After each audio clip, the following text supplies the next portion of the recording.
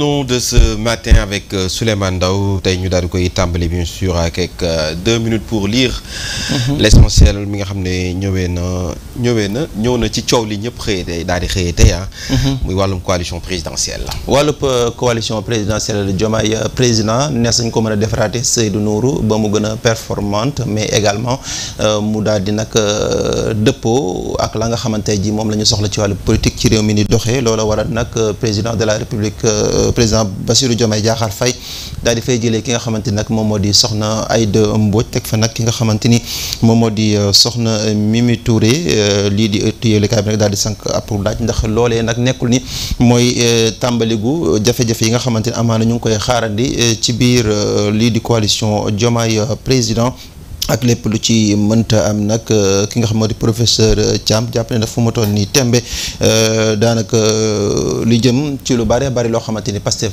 digge woon nañ ko askan bi daanaka lu ni mel dañ cee daal di nag deltu ginnaaw leneen loo xamante ni ëttu yëlekaay bi di 2 minutes pour lire l'essentiel nag mu ñu koy xibaar mooy lu soxla mbirum Prodac ak rapport Cour des comptes ci daanaka juróom-ñaar fukk ak juróom-ñeenti page yi nga xamante nag am na ko ñeneen amul fenn foo xamante nag cité nañ fi ki nga xamante ni moo di Mame Mbaye Niang loolee nag lañ ci mën a daal di jàpp nag moo di nag rapport Prodac boobee defuñu ko ci jamono ki nga xamante ni moo di ministre Mame Mbaye Niang loolu moo gën a fës ci ëttu yëlekaay bi nga xamante ni moo di 2 minutes pour lire l'essentiel gannaaw 2 minutes nag ñu jàll ci beneen Seydou. ayca ñu jàll ci yëlekaay bi nga xam ne mooy l'observateur bi nga xamante ne xëy na ba léegi rek diggante Diomaye ak Sonko. mu doon mbir moo xamante nag Seydou Nourou lu doy waar la gannaaw ba nu tabbee ki nga xamante ni moo di Mimi Touré jëlee fa ki nga xamante ni moo di Aïda Mbodj muy mel ni daal diggante Sonko ak Diomaye day mel ni daal neexul daal li nga xamante itamit jëm na ci dogal bi mu daal di jël waa parti Pastef nag ñoom dañ ko daal di rek dàq ndax jàpp nañu ne kii di Diomaye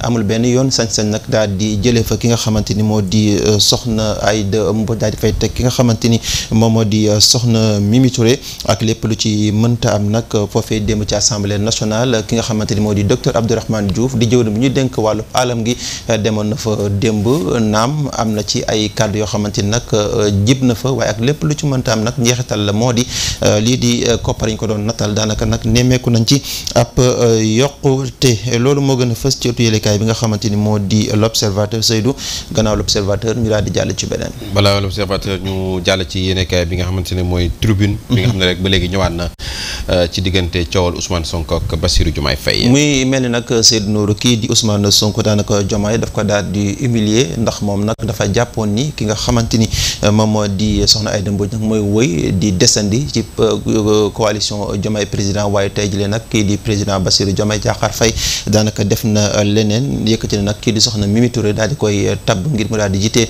li nga xamante ni moo di coalition boobee muy mel nag les alliés de la 25e heure ñoom nag la ñu daal di fu mu toll ni jox ay ndombal tànk yu ama am solo mu mel ni daal Sonko la mu waxoon ca terrain meeting bi kii di Diomaye Faye nag daanaka weddi na ko ba mu set wecc moo waral nag ab réunion d'urgence la waa Pastef daal di woote gannaaw ba dogal bi daal di roté waaye ak lépp lu ci mën am nag ab laaj la daal di samp ba xam ndax waa Pastef dañuy wéy di des ci coalition bi nga xamante nag moom moo di Diomaye président waa FMI it tamit daal di tontu ki nga xamante ni moom moo di Ousmane Sonko ci kàddu yooyu nga xamante ni yëkkati woon na ko keroog ca terrain meeting ba muy mel ni nag FMI daal jàpp nañu daal loolee nga xamante ni moom la Sonko wax daanaka amul benn yoon ëttu yëlekaay ba léegi dikkaat ci daanaka soldat sénégalais boobee nga xamante ni lu toll nag ci juróom-ñaari weer dañ ko téewoon daal di koy féexal nag niki démb moom sax ñii di kilifa yi nag daal dinañu koy indi fii ci Ndakaaru Abdou Nguer mi nga xamante ni tey jii itamit war na taxaw ci kanamu àttekat bi ngir ñu xam ana moom fan lay daal di mujjee ca la nga xamante ni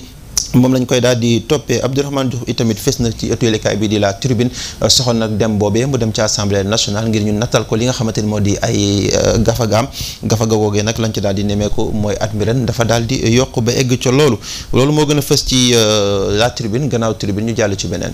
mu ngoog gannaaw la tribune ñu jàll ci Walf Quotidien mi nga xam ne def na njàngat mu yaatu ci situation entre Diomaye ak Sonko. dafa ne Diomaye dafa daal di désavoué ki nga xamante ni moo di Ousmane Sonko mi jàppoon ni nag soxna Aïda Mbodj mooy woy di des ci li nga xamante ni moo di coalition bi tey nag Diomaye daal di def leneen tabb ki nga xamante ni moo di soxna Mimi Touré ngir nag mu gën a joyantiwaat gën a yaatalaat ci loo xamante ni nag dina mën a tax lii di coalition bi mën a def liggéey bi nga xamante ni moom la askanu Sénégal di xaar ci ñoom waaye nag loolee am na ci ay nit ñoo xamante ne dañ ci amal ay njàngat ku ci mel ne docteur Moussa Diaw di enseignant chercheur en sciences politiques moom mu jàpp ni daal lépp lu jëm ci wàllub daanaka bras de fer dafa war a nekk loo xam ne lu ñu moytu la ci diggante Diomaye ak ki nga xamante ni moom moo di Sonko su dee docteur Jean-Charles Biagui nekk enseignant en sciences politiques nag mu jàpp nag Diomaye lii mu jël daanaka ab risque la loolu moo gën a fës ci utiyelekaay bi nga xamante ni moo di Walf Quotidien Seydou gannaaw Walf Quotidien ñu jàll ci beneen.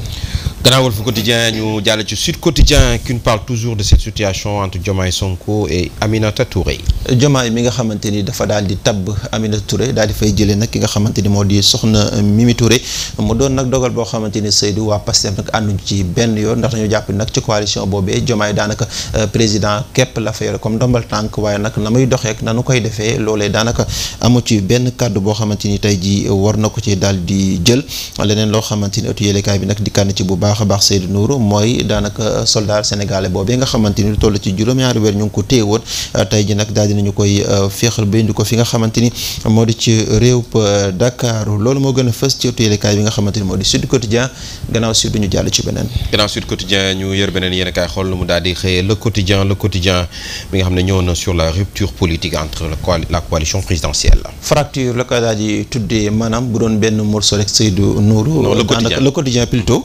alors le quotidien nag rupture politique la daal di wax Seydou Nourou dox nag ci diggante ki nga xamante ni moom moo di Diomaye ak président ak ki nga xam moo di njiital Pastef di Ousmane Sonko gannaaw nag ba Diomaye jëlee fi ki nga xamante ni moo di soxna Aïda Mbodj daal di koy remplacer ki nga xamante nag moo di soxna Mimi Touré mu doon nag dogal boo xamante nag waa Pastef nag àndu ci benn yoon nee nañ daal Diomaye amul droit tey di fa jëlee ki nga xamante ni moom moo di rek soxna Aïda Mbodj ndax dañu wax ni ci boobee coalition nag kii di président Bassirou Diomaye Diakhar Faye daanaka tiitaru lii di président rek la ca daal di am waaye nag na muy doxee ak la nga xamante ni noonu leen ko war a tëggee nag daanaka moom waru ci am benn yoon baat waaye teewul nag Pastef ca wàll ga ñoo ngi waaj a taxawal nag beneen coalition boo xamante ni day mel nag kii di soxna Aïda Mbodj moo fas yéene daal di jiite nag boobee coalition Abdourahmane Diouf foofee ci assemblée nationale li jëm ci wàllub makkaan ba nu ko dékk muy wàllub alam bi demoon na fa démb ba ñu nata ko li nga xamante ni moo di gafagaam leneen loo xamante ni ëttu yéenekaay bi di le quotidien di kànn ci Seydou Nourou bu baax a baax mooy soldat sénégalais boobee nga xamante ni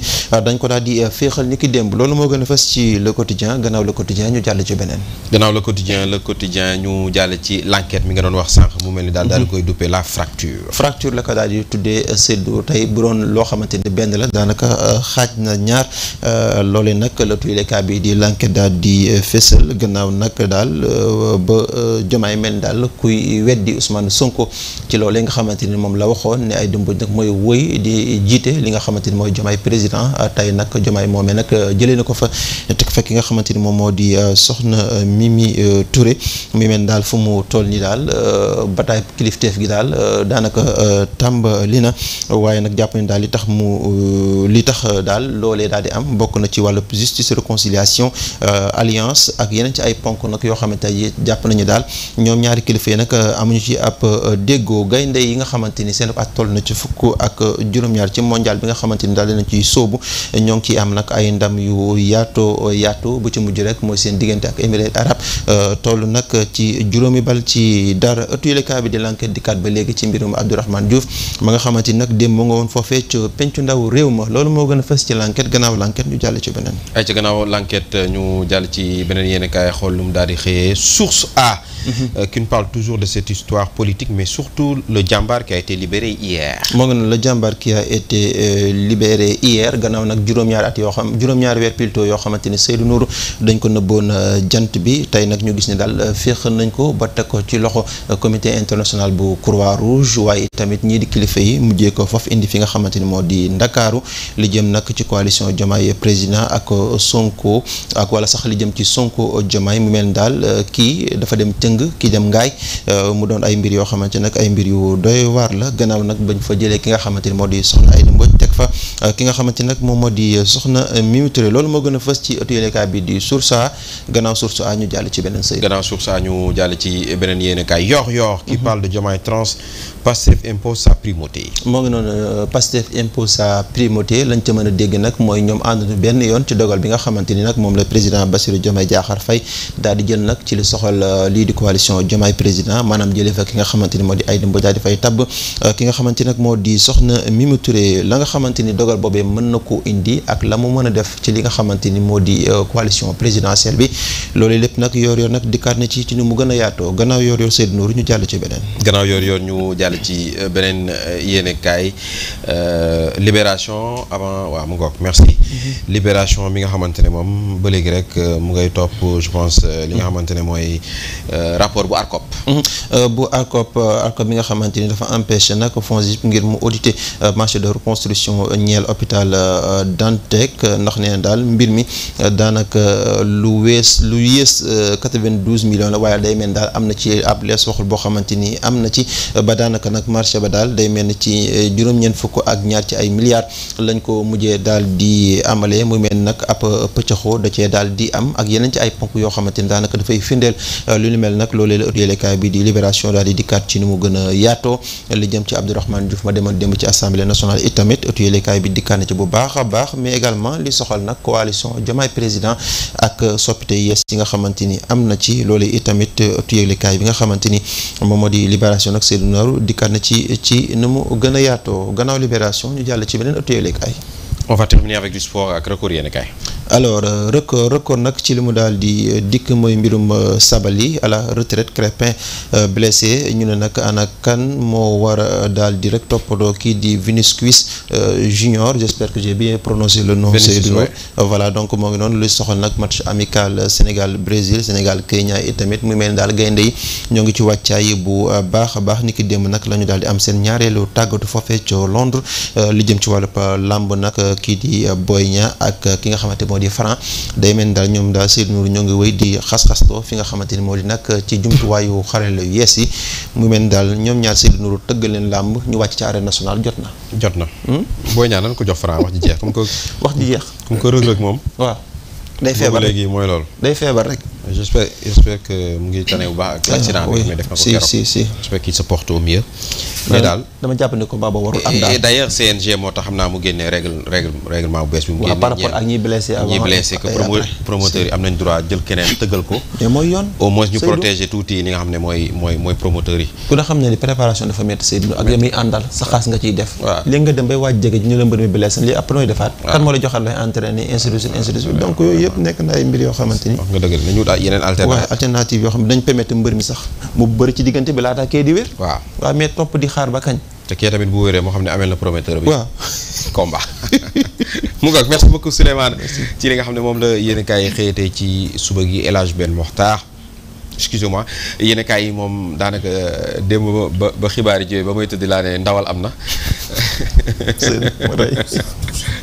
ça a tout chamboulé ça a tout chamboulé hier voilà ma ne ndawal am na xaaral ma dem tëddi soo xëyee soo moom y aura de quoi manger et boire donc voilà alors finalement donc hier un communiqué qui sort après les gens qui ont douté de l'authenticité ba tard dans la nuit je pense que vers minuit et quelques vers minuit presque le Diomaye le Pastef daal di génne minuit 28 mu ngoog boobu laa ko gis donc ñu gis que ne ñoom tam ñu génne seen communiqué pour daal di contredire un peu li nga xamante ne y a beaucoup de questions nag qui sont en jeu maintenant la question est c'est quoi est-ce que tey li ñu doon ruumanaat que y a un problème entre Sonko et Diomaye ça mu ngi lii da koy daal di dëggal wala c'est toujours politique rek la.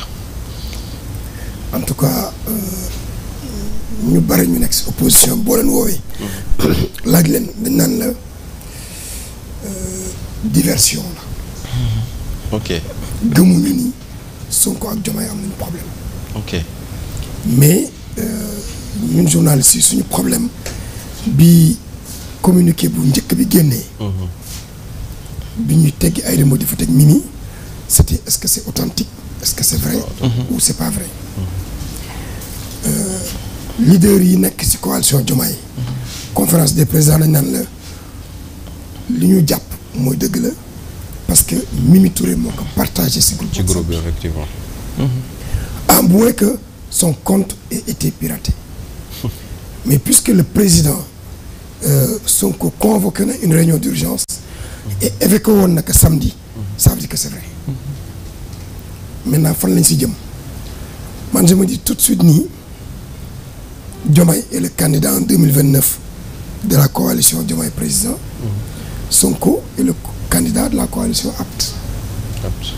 Mais quelles sont les chances de cette coalition Diomaye? On sait que ne sans Pastef qu'est-ce qui pèse cette coalition? Parce que man démb bi coow li amee après dama dem jëlaat seen photo bi mooy seen photo de groupe boobu ñu defoon ma zoom ko xool kanam yi j'ai reconnu quelques personnes mais ñi ma ci reconnaître sincèrement amul ku ci am poids politique. Alors qu'est-ce que cette coalition peut représenter aujourd'hui? waaw xam nga y a la coalition. Ouais. Mais la véritable bataille. C'est la bataille de l'État. Ok. Du contrôle de l'État. Ok. dama gëm ni te dama koy yàgg di wax ak ñenn ñi que Diomaye jël na yoonam bu yàgg. Ok. et dootul dellu si. et Ousmane s'est rendu compte que amatul emprise su Diomaye. dafa mel na Diomaye rëcc na ko. maintenant boo nekkee premier ministre tu ne contrôles pas la magistrature. Tu ne contrôles pas l'armée. Et mënoo démettre un ministre, qu'est-ce que tu as en main? Ce que Ousmane a en main, c'est sa popularité, c'est sa base affective. Moom loolu mooy force. Mais Diomaye a l'État. C'est sa législature aussi, la législative aussi, hein. Ouais. L'Assemblée nationale, c'est pour lui, hein. Non. Quand tu as la popularité, quand tu as le parti majoritaire, qui a 130 députés, mais tu as l'Assemblée. Mais cette Assemblée peut être dissoute par décret. Loolu itam nañ ko bàyyi xel. Diomaye il tient l'État aujourd'hui. Et quand tu tiens l'État, dans les 5 minutes à venir, conseil des ministres bi am tey Diomaye bu ko neexoon mu ñëw toog déglu, la séance est ouverte. Boubacar Camara introduire, on va discuter de ça. Ñu commencer pareil. Diomaye dit je dissous le gouvernement. Le gouvernement, oui. Tout le monde se lève et s'en va. Ouais. Et bu ñu xasee ba génn salle bi. Plus personne n'a accès au président de la République. Il contrôle tout. Maintenant est-ce que Diomaye dina egg foofu loolu seen càggal guy la ñoom ñaar. Dama xool le communiqué qui a été quand même très froid. Communiqué de Pastef, ouais. Dès les premières lignes, c'est monsieur Bassirou Diomaye Diakhar Faye. Ensuite, monsieur Bassirou Diomaye Diakhar Faye. Il n'a aucun contrôle et il n'est pas le président de la coalition. Mais troisième bi amatul monsieur Bassirou Diomaye Faye rek la ñu wax. Donc ça on durcit les positions. Fan nag la ñu si jëm man mënuma gëm ni lii c'est du théâtre politique. Parce que bu doon théâtre politique Ousmane Sonko du ko évoqué samedi. dégg naa ñi ngi ruumandaat ni am na jigéen bu ñu ko bëgg jox. mais du fi jiite parce que bokk ñook moom. mu attaqué d'ailleurs Mimi Touré autrement. Le lundi le président vient di recevoir waa francophonie jël Mimi en jaune teg ka ci wetam. li ñu doon xaar ñun ñëpp mooy que président dàq Mimi ak Abdourahmane Diouf. mais Abdourahmane hier à l'Assemblée il était très serein. ñu yokk budget pour une fois ñu am 67 milliards ministère de l'environnement. lii seen calcul politique pour man Seydou. xëy na ça peut intéresser les Sénégalais. mais avec les morts qu'on a eu. li ñuy xaar. Vraiment. mooy ñu satisfaire les besoins des Sénégalais. Vraiment. ci loolu tey doyen. pour man la bataille pour 2029. elle est encore. trop tôt. C'est trop tôt. waaw dafa précoce trop. On ne peut pas faire de la politique pendant 5 ans. ci loolu doyen on parle aujourd'hui d'une crise institutionnelle est-ce que aujourd'hui fii réew mi toll ak jafe-jafe yi nga xam am na est-ce qu'on a besoin d'une crise institutionnelle. ci ñaar ñoo xamante ne ñooy exécuter ñooy kii maanaam ñooy représenter l'exécutif au fait ndax bu ñu nee premier ministre ak le président aussi c'est des personnes yoo xam la ñuy représenter l'exécutif tey su dee ñoom ñaar dañu leen gis peut-être lii jëm nii ñu naan dañoo am malaise dañoo am mésentente est-ce que tey loolu dina doon lu baax pour réew mi rawatina ci jamono ji ñu toll nii. Non, on n'a pas une crise, on ne fait pas face à une crise institutionnelle. Les institutions fonctionnent. Ousmane Sonko lu ñu ko mënti waxal mi ngi doxal gouvernement. C'est que amul prérogative dàq un ministre. mais il a demandé le départ quand même d'un ministre. C'est le président nag qui décide. Ousmane Sonko amul prérogative demander institutionnellement le départ de Mimi Touré de la présidence de la République. kooku président moo jël décret nommé Mimi. donc au plan institutionnel. mi ngi def liggéeyam en tant que premier ministre bi mu war a jël congé il a informé le président. ñu jël décret nommé intérimaire en la personne de Yacine Fall. le président itam mi ngi doxal rôle am fonction en tant que président de la République. lundi bi ñu waree dem Camp Dial Diop pour la journée des forces armées mais Ousmane est venu. nekk en troisième position après El Malick Ndiaye. donc problème au niveau institutionnel ñu ngi liggéey. mais au niveau politique. waaw là c'est politique dañu am problème. parce que là Ousmane est le président de Pastef. Bassirou amatul benn emprise ci Pastef. est-ce qu'il va accepter qu'on le dépouille de tout parce qu'il n'est plus de Pastef. bu mu nekk président il est membre de responsabilité am la démissionnaire. poste de responsabilité bi mu amoon yoratu ko. mais il est membre de Pastef. coalition bi Sonko nee na wax na Aïda Mbodj defal ma liggéey. ba mu defal ka bañ ñu léegi apte moom moo génn. waaw moom lañ gën a tuddee. def nañu texte yëpp ba sax nommé ki ko war a diriger. mais Diomaye dit que moom il veut sa coalition. kooku nag seen crise politique naka Mimi Touré defaraat. waaw seen crise politique boobu. politiquement lañ koy réglé. kenn ku si nekk si ñoom kii dafay wax kii dafay jëf. et d'ailleurs j'ai une question politique mais vas-y d'abord Oumou Khayri. voilà en fait li ma bëgg a wax mooy. ñu xaar ba xam ndax tey conseil des ministres Ousmane Sonko dana ñëw. non du ñëw parce qu'il est en congé. dafa waxoon ne dafa jël ay congé. waaw congé yi kañ lay jeex. waxuñu ko woon. dégguma fenn fu ñu waxee ne ak congé yi dina jeex nangami fan. on ne sait pas encore. leneen lu si topp il ne pas être au Camp Dial Diop. waaw il était là. il était là ci journée des forces armées. bu fekkee mi ngi congé. Camp Dial Diop xam nga moom laa doon bind démb. les militaires sont très protocolaires. oui c'est le président El Malick le président de l'Assemblée nationale et Ousmane Sonko. te foofu l'ordre protocolaire a été respecté. s'il est en congé il ne devait pas être là-bas. ah mais il peut honorer aussi cette journée des forces armées aussi il peut être en congé parce que être en congé tere ko nekk premier ministre il est toujours premier ministre. mais logiquement pour man congé bi. lundi jeex na. waaw non mais Ben. parce qu'il a pris sa fonction. foofu du ma si d'accord yow parce que congé ça n'a rien à voir ak liggéey. ak def sa liggéey yow yenn saa yi da ngay jël congé ñu solliciter dara si sa liggéey. te da nga koy def exceptionnellement nga def ko. loolu ñun ñëpp yàgg nañ ko def. fi ma doon bëgg a ñëw sax feneen la fi ma doon bëgg a ñëw mooy. est-ce que le décret qui a été pris. par Diomaye. mooy le premier ministre est en congé. l'intérim est assuré par Yacine Fall. oui donc bu amee cérémonie officielle. président mooy ñëw. président assemblée ñëw. intérimaire bi ñëw. bu intérimaire bi ñëwul mooy premier ministre delluwaat. foofu je suis d'accord avec toi. waaw d'accord foofu d'accord naa ak. mais non li ma bëgg a wax mooy xam nga yaa ngi koy wax benn nee nga politiquement ay divergence am na. mais non est-ce que xaaruloo bu li continuer syndrome Mamadou Dia Senghor daal di am. parce que loolu également. xamul tax du benn. voilà. Mamadou Dia ak Senghor assemblée nationale moo leen élire. et c'était pas des amis. li ñaar ñi seq ñee sequñu ko. Mamadou Dia mosul tudde doomu Ousmane président Senghor. te Mamadou Dia dans ses mémoires dafa ni ku ma waxoon ni Senghor dina ma mës a def lii comment il a osé comment mu nangu man ma nekk ci kaso bi mënuma ko gëm. tey amul Sénégalais bu normal bu xalaat Bassirou ak Ousmane egg foofu. mais politiquement le pouvoir ne se partage pas. man gëm naa ni am na fu ñuy toll. ñaanuma ko yàlla bëgguma ko parce que Sénégal stabilité la ñu soxla.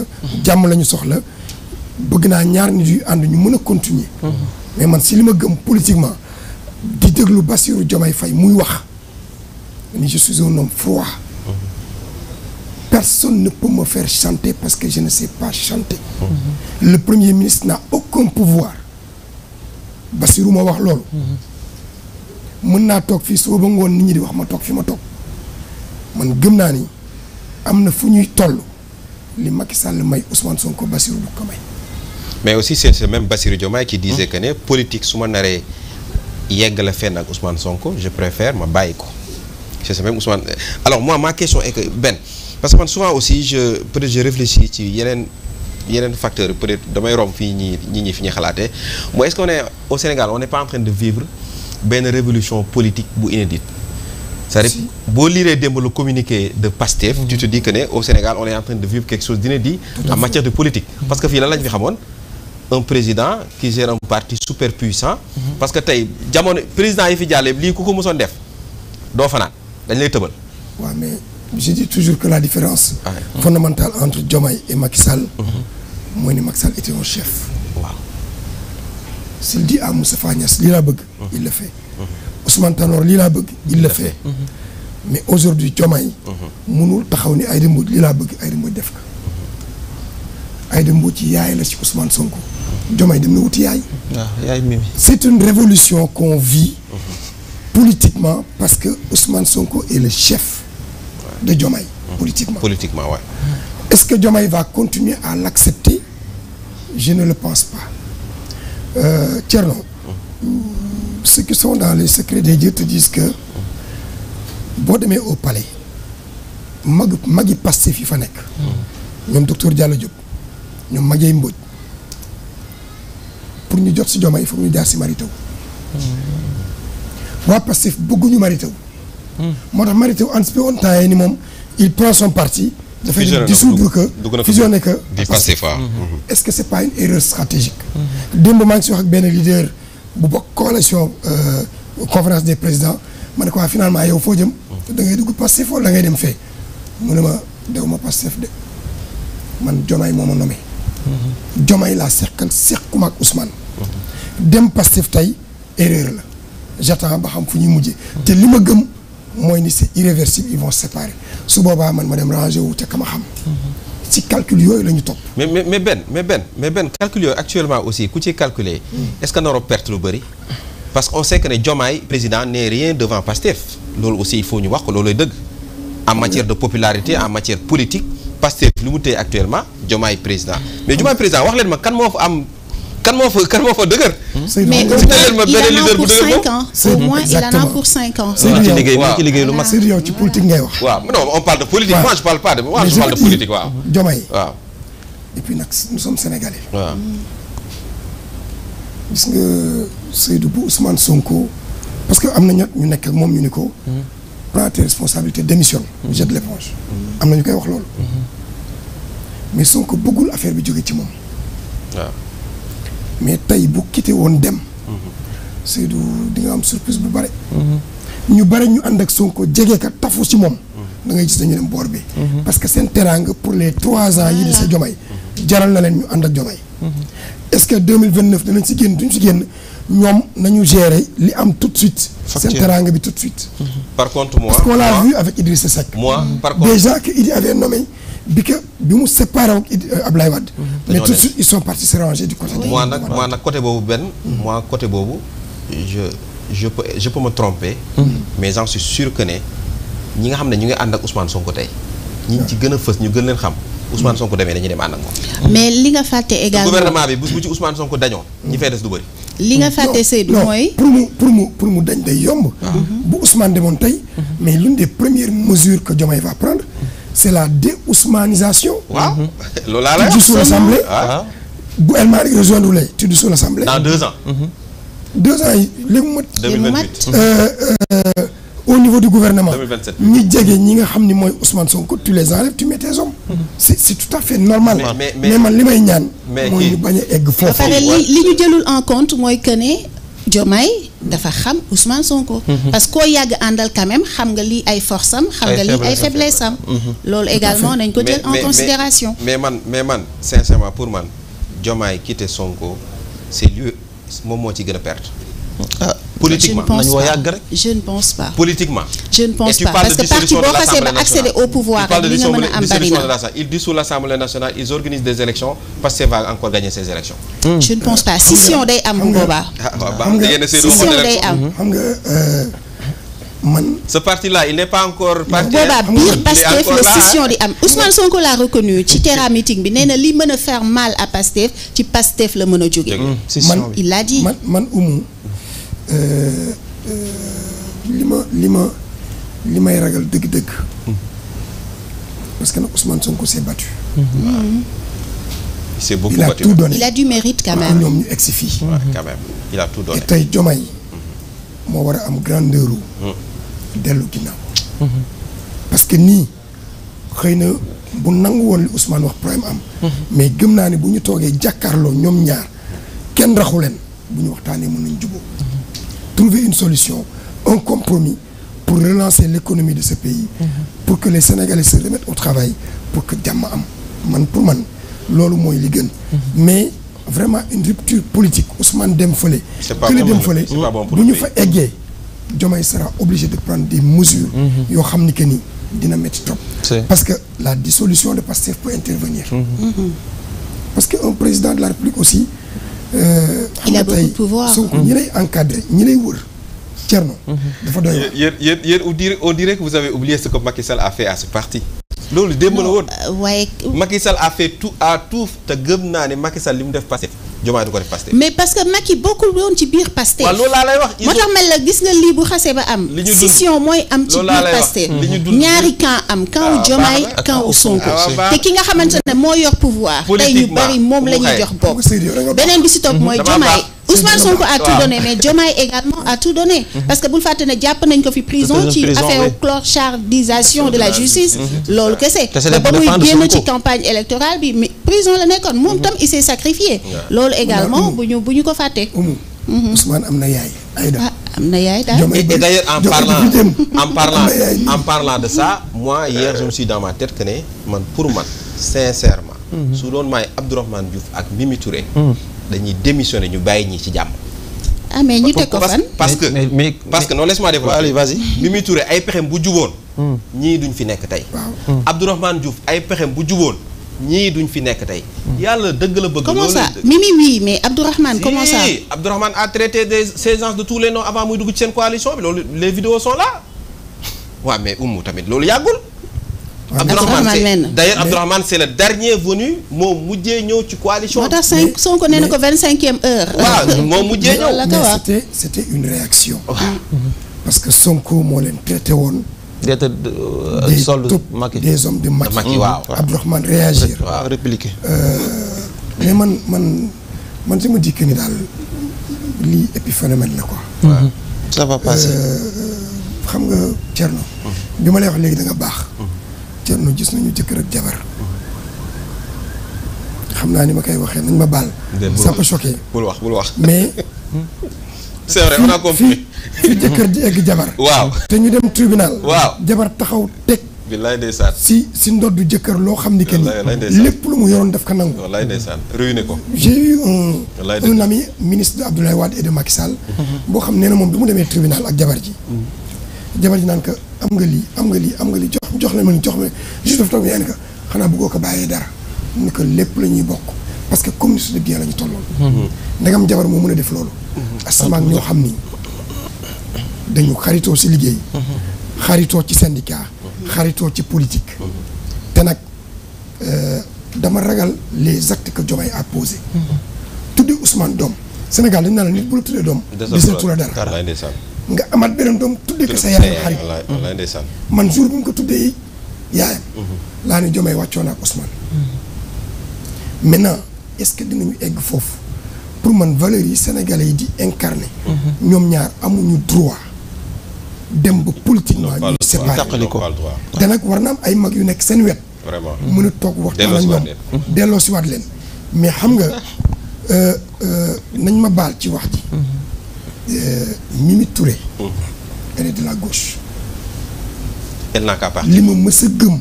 mooy tant que Mimi est avec Diomaye. yàgg Diomaye ak Ousmane vont se séparer. Et je pense que comme j'ai dit tout à l'heure surtout Mimi elle doit partir. na dem mu bàyyi ñii ci jàmm quoi. parce que ñii fi ñu jaar ba yegg fii boo toogee sax nga tëdd ba guddi tu dois te dire naa leen bàyyi ñu nekk ci seen jàmm. parce que Mimi Touré nag yaa xëyti bu nekkoon président assemblée nationale. Thierno sénégalais yi nelawul biig bari nañ de. non ñu nelawul biig bari ça fait très mal. non ça fait très mal ça fait mal parce que tey mooy li souvent si tu lis les textes de El Malick Ndiaye c'est ce qu'il dit ils n'ont pas le droit. El Malick Ndiaye loolu la leen di wax chaque jour ils n'ont pas le droit et ils n'auront bu ñu ko defee sénégalais dinañ leen xeeb. maintenant foofu laa peut-être laay d'accord ak yow. tey Sonko ak Diomaye bu ñu tasaaroo dina am sénégalais yoo xam ne dinañ xeeb Sonko bàyyi ko. dina am ay sénégalais aussi dinañ xeeb kii. waaw léegi nag kan moo ciy profité. on sait pas. mais quand même Pastef reste aujourd'hui au Sénégal. loolu sama gis-gis la man la concerne. le parti majoritaire dans ce pays yi nga xam ne moo fi ëpp doole actuellement.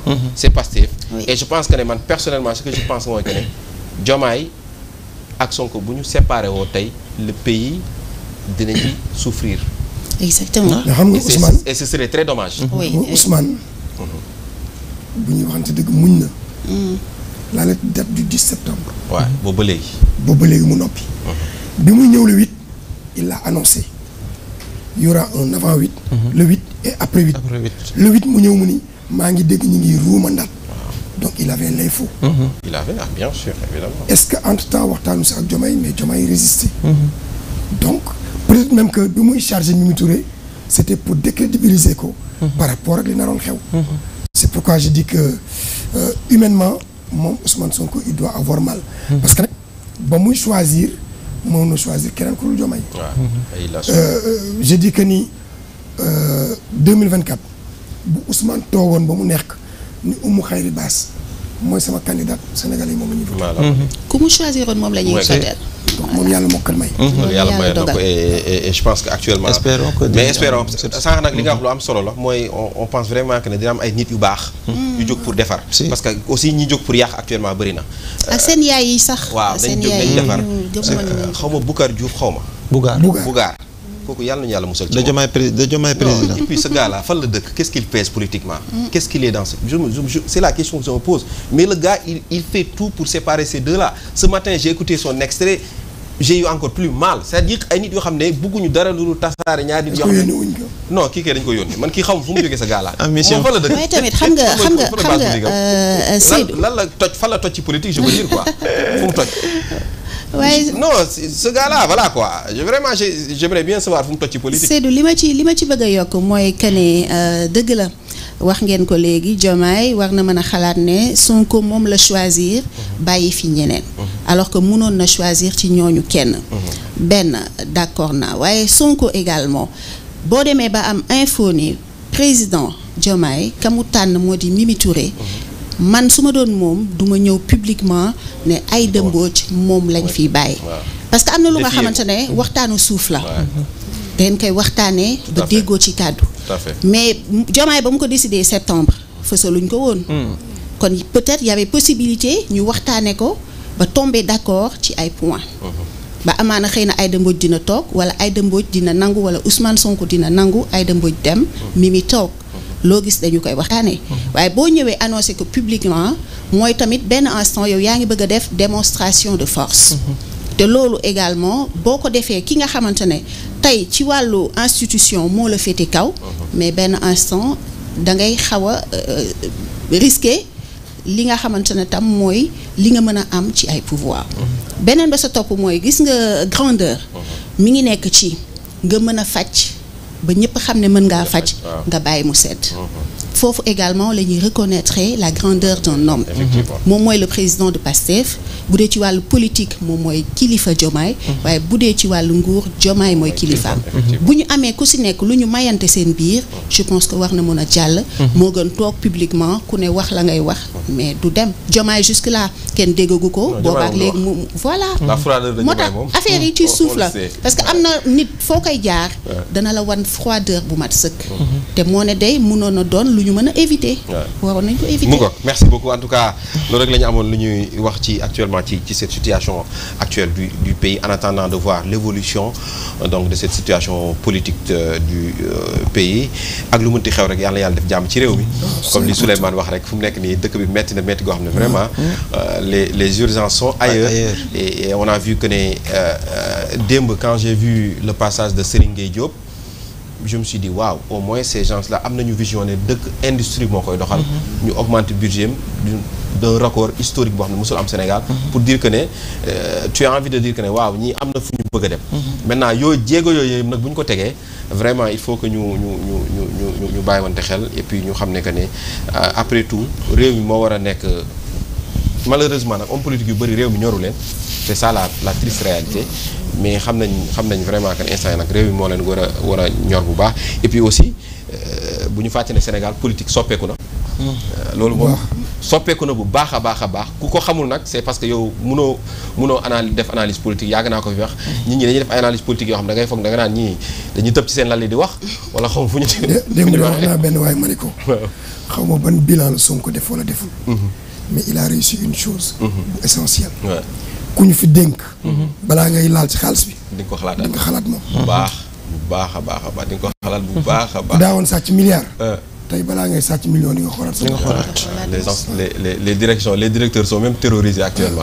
fi mu nekk nii seen course contre la mooy weer bi lan laay sakkanal ñoom instant yi loolu la ñu seen dualité c'est ça ah.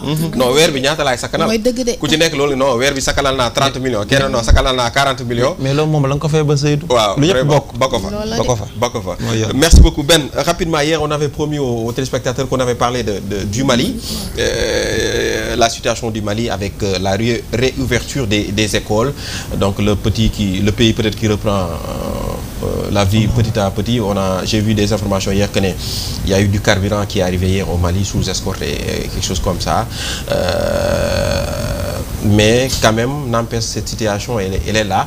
C'est une situation qui est là. Parce que hier sur France 24, quand j'ai regardé un reportage sur la fille qui a été la tiktokeuse qui a été assassinée, Mariam. Alors tu vois que fi ñu ko assassiné, voilà, c'est dans un village comme ça, mu ñëw di filmer, ñooñu jàpp ko yóbbu ko, dóor ko ay bal mu dee. Donc mu mel ni dans ces coins-là, le gouvernement ne contrôle pas ces zones-là.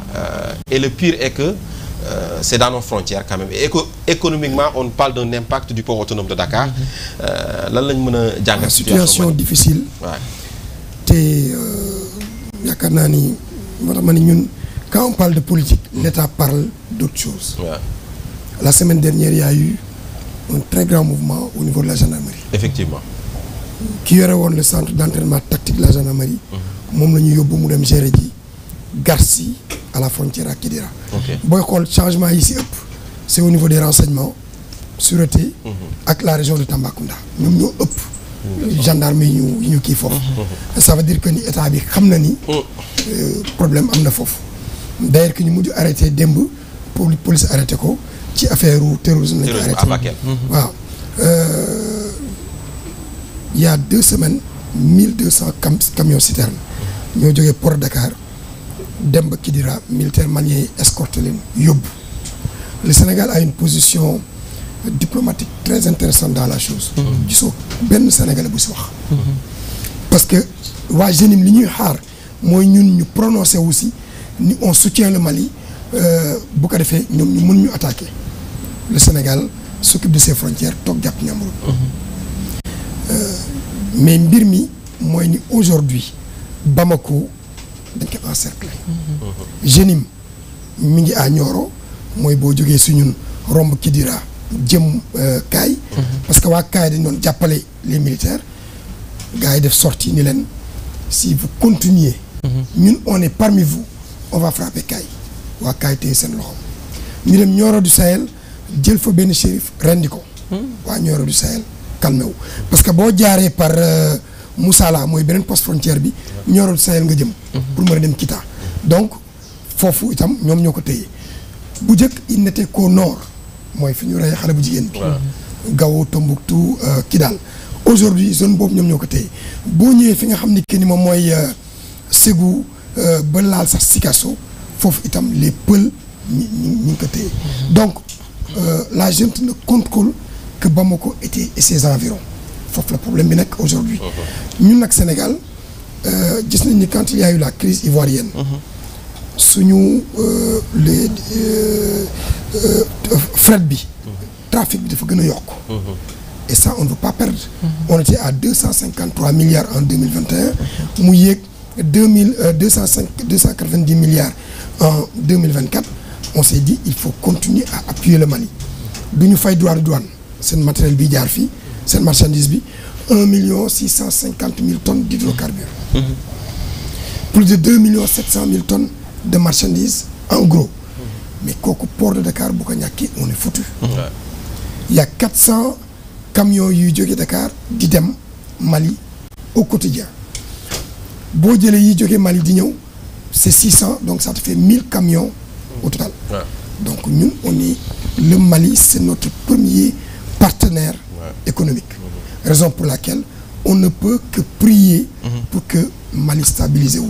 Et n'oublions pas que suñu investissement bi gën a important dans la sous-région Mali lañ ko def. mooy les entrepôts du Sénégal au Mali. Les enseignements c'est un port sec bu président Abdoulaye Wade defoon 27 milliards d'investissement pour que ñoom ñu am fu ñuy denc seen marchandises yi kooku Sénégal moo ko def raison pour laquelle il faut être très diplomatique, très serein par rapport à cette histoire.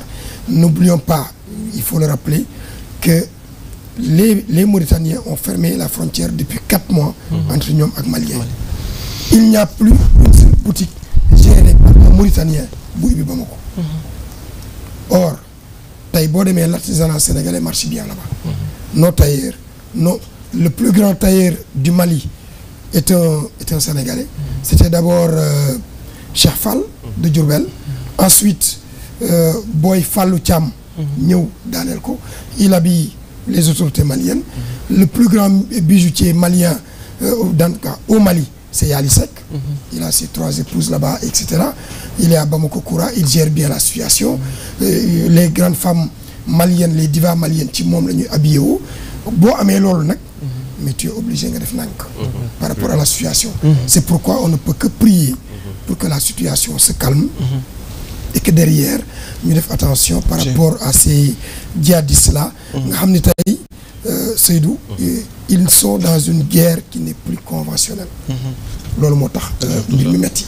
waaw loolu moo tax mbir mi metti. On espère que ça va vite se rétablir avec Assimi Goïta et tout ça, et que comme tu as dit, surtout pour la position du Sénégal, c'est vrai que c'est vrai que le Sénégal a toujours quand même resté très calme et très serein par rapport à cette situation, parce que les intérêts aussi donc bëri nañ trop et c'est important de sauvegarder souvent ces intérêts là. Bon, merci beaucoup El Hadj. Xam nga on a des gens sur place boo demee école de maintien de la paix en Blondé-Bey, mais l'essentiel des formateurs sont des Sénégalais. Tu y a des Sénégalais qui y sont formés. Boo demee Koulikoro école Alemia, école militaire interarmes, mooy fii laa ñi ngi décédé woon du temps de ATT. Foofu itam tu as des Sénégalais. Boo demee à Kati mooy la région militaire juste à un pas de Bamako. Foofu itam à l'école militaire de Kati tu as une très forte cohorte sénégalaise parce que dañu am échange entre Britannique militaire ak ñoom moo tax Sénégalais yi di def nank bin par rapport au Mali quoi. C'est important. On verra en tout cas l'évolution de cette situation di ñaan rek yàlla na fa yàlla def jàmm. Parce que dëkkandoo it jàmm ci gën. Tout à fait. mu ngoog kon yàlla def jàmm mu ngoog. Merci beaucoup. Alors il est 9h passé exactement il est 10h passé exactement de 33 minutes fii ci Malika TV seen émission Salam mooy daal di wéy ak yéen di leen fàttali ne léegi-léegi incha allah dinañu ñëw ànd ak yéen ci dem beeg dikk bi ak Kumpa Oumou Khayri ak Souleymane ñoo ñu koy indil mais en attendant ñu dañuy même seetaan publicité et puis on revient sur le plateau. C'est parti.